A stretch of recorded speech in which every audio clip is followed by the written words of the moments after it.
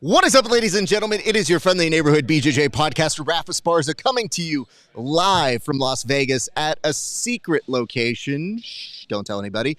And I'm so stoked that you guys are joining us for a live installment of the Bullpen.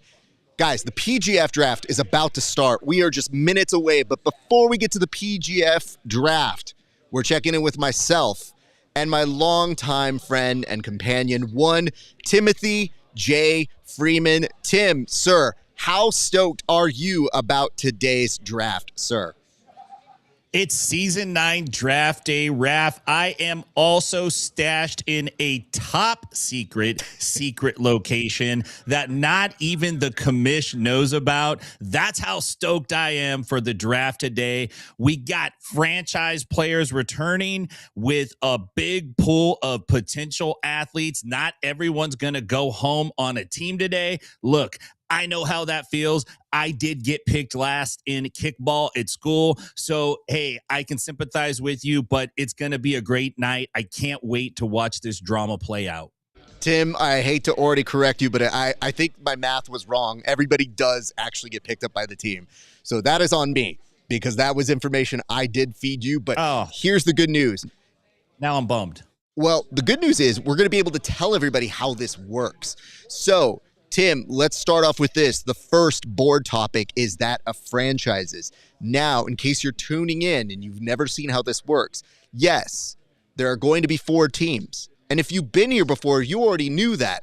But things have changed. Tim, how exactly have things changed for Season 9? Well, I got to tell you, Season 9, February 4, 2026, mark this down. This is the start of the franchise era for the PGF.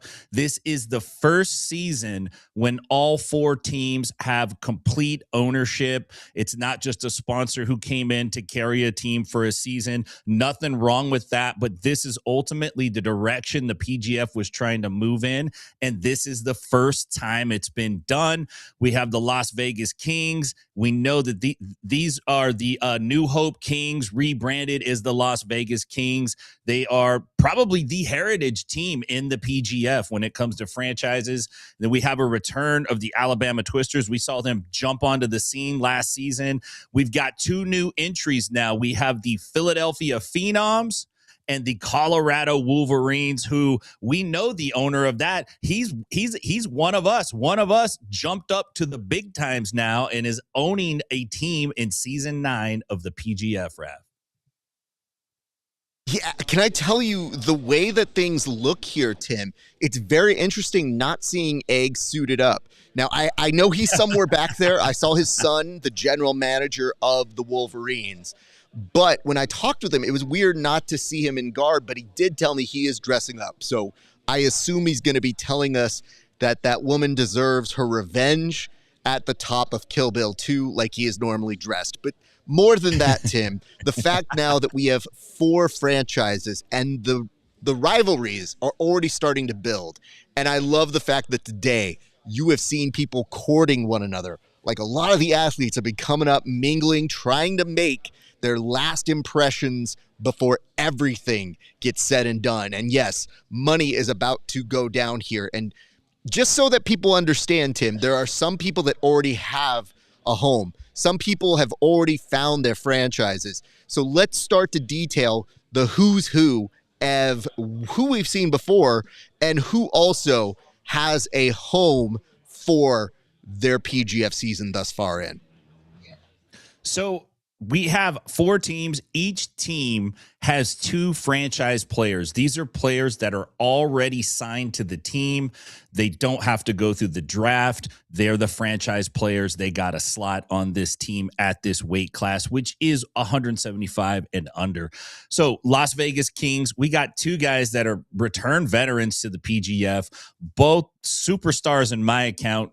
Jet Thompson, who is really not a kid anymore. We saw him win last season, did a fantastic job. And then Cam Hurd, who again is a returning veteran who's had great success on the competition scene lately. So I'm looking for that team to be strong. And then we got Kevin Buring and Elijah Carlton on the same team on the Alabama Twisters. That is going to be a very formidable duo to have to deal with, especially when you're talking about Mr. PGF himself, Elijah Carlton, making a return to season 9. The Phenoms pick up Andrew Cochell and Derek Rayfield. And listen, I'm pretty sure, I'm not positive, but I'm pretty sure we're going to see Derek Rodman Rayfield return and not just regular Derek Rayfield.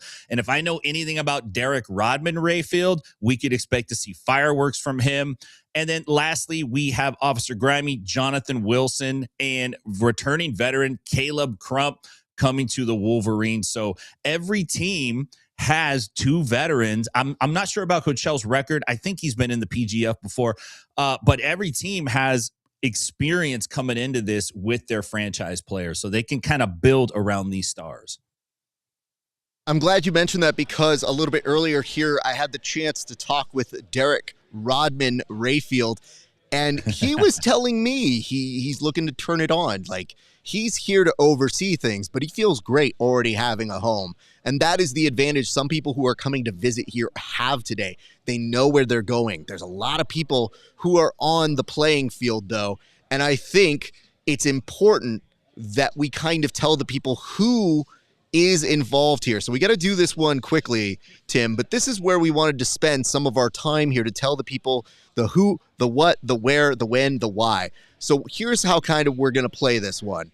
I'm going to go ahead and put up as fast as I can some of these people, Tim, and our job is to do the best that we can of scattershot reporting and telling them who and what. Now, if we don't get to everybody, it's not that we don't love everybody. It's just that we are short on time. So, Tim, I'm going to go ahead and pull this on up here, and you guys are about to totally get something coming up next with all of the players and all of that coming in. But first, why don't you tell me what you know about Travis Haven, Tim? Not a ton about Travis Haven. Let me pull up his player card. I was going through some of these guys today, but I don't even see a player card for Travis. Oh, here we go. Travis Haven. I believe he's undefeated. He is. So he's 5-0, which is nothing to mess around with. He's got 80% of his match wins are in under 60 seconds. A finish rate of 100%. He's got a high XP score. This dude is going to come in, I think, highly sought after in the PGF. Let's go to our next one. Tell me a little bit about Austin. Austin Orende. Well, you know what? I like Austin's name. He's got a dope name. He's also undefeated, 5-0, 21 match points, 3 under 60 seconds. He's got a finish rate of 100%, 5-win streak. Again, these undefeated dudes that are pulling points, they're gonna go for big money in the draft today. And not just that, but we're going down to our next individual. Sean Mellinson, we can tell you, is not actually here. So we're going to have an interesting moment where he's going to go on the board for people, but he's not going to be able to really sell himself. So when you start looking at these players that come up and you're thinking, who is coming up? Sean not being here, I wonder if that has a impression or an imprint on this team. Let's go to our next one, who is Jaden Groner. I had the opportunity to chat with him, a very interesting prospect. People are high on these individuals with those perfect records, and Jaden definitely is a top-tier individual, so you want to keep your eyes on him. But then if you return back, Tim, tell me a little bit about Kyle Chambers. So Kyle Chambers is a veteran. Excuse my phone there. Apologies. 2-0 in the PGF, 12 draws. So he's not easy to beat. He has a lot of experience in a lot of different formats. He's got a very crafty late game. The question is can he pull off wins in the allotted time frame? Because some of his stuff, it needs a little time to set up. I'm not sure exactly how that's going to fare, but he's a very solid stopper for sure. Moving down the list, Anthony Parker Salisbury, who, by the way, came over to me and we had a quick chat. When we were chatting, I asked him if he knew what he was going to say, and he said he might just wing it.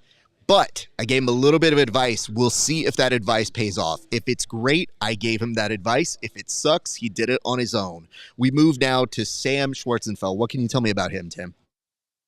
Again, a returning veteran to the PGF, and Sam he has a very even number. He's 11-12-13 with his record in the PGF. He can beat just about anybody, and on his low point, he can also draw somebody out, or he can also get beaten. Again, I think he's the kind of guy on the right team who can really, really flourish. But again, some of it's propositioned on the matchups, but Sam is a very strong pick for a team. Would concur, and I'll tell you a little bit about Brett Moyer. Brett Moyer was recently doing one of the last qualifiers here. Now, he took the runner-up position to J.J. Bowers, but they decided to give both of them a bid to come here tonight. This is a guy, if I'm making a prediction, he is going to get this crowd riled up. He was telling me a little bit about what he was going to say, and he's been working on it. He has a good impression and definitely very confident in his abilities. So imagine he might get this crowd roared in the same way that JJ did last year. We're going to move down now to Eric Allen. Eric Allen, another individual that has had some heat on him, comes as a athlete from a different perspective, a different world. Now we're going to see what he feels like in this world, that of the PGF. Very interested to see how he acclimates here because, again, Tim, we've only gotten through half of the list, so we got to speed this up and start doing some one-off hits here. I'll tell you a little bit more about Chewy. Chewy has been competing internationally over in Mexico, a big, big name there. Now, what's interesting is I've heard that he's already got statements ready to be read out here. So this is a person who understands there's a language communication barrier, but said, don't worry, I know how to market and sell myself. So very interested in that. Tell me a little bit about the return of J.J. Bowers, Tim. J.J. Bowers, look, this is a guy that went for a high number in the draft last season, didn't quite get the result he wanted, but I believe he got the experience he needed. He may be in this season a great value, and he may be underestimated. I'm looking for big things from Bowers. I'll return you one. Here, Giovanni Ortiz coming to us from Tennessee, I believe, and a black belt, has been in the PGF before. Eyes are definitely on him. We will see how that works. Giovanni also not here tonight, so I'll wonder if that will play a role. Jake Strauss has been making the rounds here, coming to us from Wagner Hocha's affiliation. He is known as the Darce Daddy. Okay, he's already got branding, so there is that. CJ Murdoch returning to us from last season again. And I heard somebody, I'm not going to say a certain statistician or statistician, who might have used the old word, and I wanted to text them and say, don't do that, because that man is aging like fine wine. He showed last year he can get a few licks in and made friends with John Chandler. We go down to the return of Armin, who's also a PGF Season 8 vet. He wants to get some back. He was injured for part of that season, and he's been chomping at the bit, and I know he's been working really, really hard for it. Tell me a little bit about Joshua Squires here, Tim. Joshua Squires is a returning veteran. He's 5-2. He's on a 5-win streak. He's got one match that resulted in an elbow genie. I think he's a great value. I think he's returning to make a statement for himself. So I think he'd be a good value in this draft today. Right? All right. Let's do one-word associations here. Derek Atkins. Derek Atkins, Arby's. Clayton Weimer. Whiskey. Jared Fekete. Bear. Noah McCauley. Goofball. Goofball indeed. All right, we're moving our way down.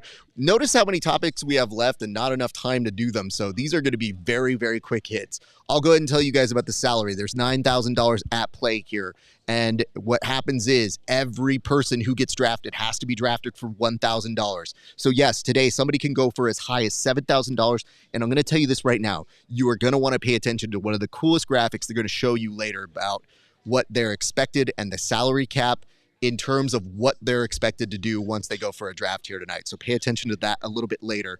And yes, the free agents, the way this works, it is an auction draft until the very end. And then at the very end, the remaining 8 players who did not get drafted initially are going to go into a snake draft. And when that happens, everybody here, the 20 guys, that are on the block will all find a team, and it's going to be very interesting to see what's happening. Tim, when does this take place? When can people expect to see this season going down?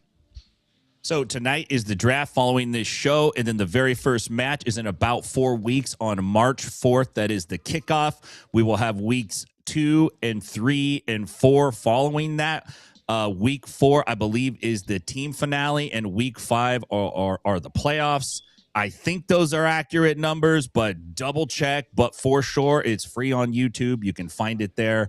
Opening day is March 4th.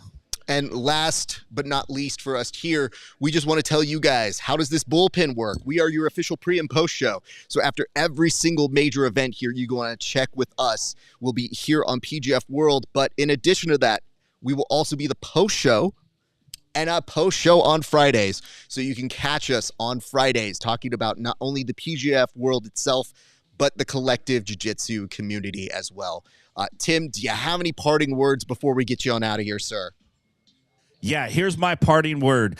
Pay attention if you're a fan, because this is the greatest promotion in jiu-jitsu going today. And if you're an athlete, you got 4 weeks, to get ready. This is it. This is your chance. Don't put it off for season 10. You need to bang in season 9. So let's go. You have to make your way back on over to class, but we're going to kill you out this way. And we have to make your way back on over to class, but we're going to kill you out this way. And we're going to make sure that your presence is felt. But ladies and gentlemen, Tim Freeman, he'll be back with us for much, much more later this week. But don't go anywhere when this draft is done. Your boy's going to be interviewing here. Me, Rafa Esparza, everybody who is here, I'm going to have at least a couple minutes with once they get drafted. So just know, don't go anywhere once the draft is done. We have so much show. And of course, opening day is on March 4th. But for right now, we're going to kick it on over to our main broadcast partners and let them know it's time to kick this thing off. Welcome, ladies and gentlemen, to the PGF Draft. Las Vegas, Nevada.